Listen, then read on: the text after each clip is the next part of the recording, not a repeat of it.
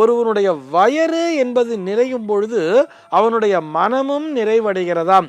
அந்த மனம் நிறைவடையும் பொழுது அவன் கொடுக்கின்ற அந்த வாழ்த்துக்கள் அப்படிங்கிறது இருக்கு இல்லையா, இது அன்னதானம் செய்தவர்களுடைய பரம்பரையே வாழ வைக்கும் சொல்றார். இப்போ நம்ம எல்லாருமே இந்த பித்ருதோஷங்கிற ஒரு விஷயத்தை பார்த்துக்கிறோம் இல்லையா.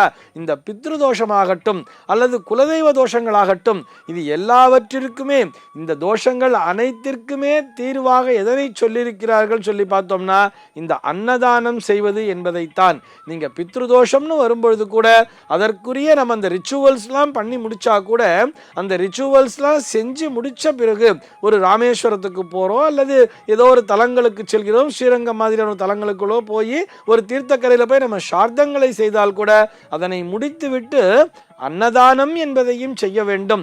அப்பொழுதுதான் பித்ருக்களுடைய மனமானது நிறைவடையும் அப்படின்னே சொல்றார். அதே மாதிரிதான் ஒரு குலதெய்வ வழிபாடு அப்படிங்கிறத மேற்கொள்ளும் பொழுது கூட அந்த குலதெய்வத்தினுடைய ஆலயத்திலே சென்று நாம் பூஜைகள் வழிபாட்டு முறைகள் அனைத்தையும் செய்துவிட்டு அந்த ஆலயத்திலேயே அன்னதானத்தினையும் செய்ய வேண்டும். அதனால்தான் தானத்திலேயே சிறந்தது அன்னதானம் அப்படிங்கிற வார்த்தையை சொல்றார்.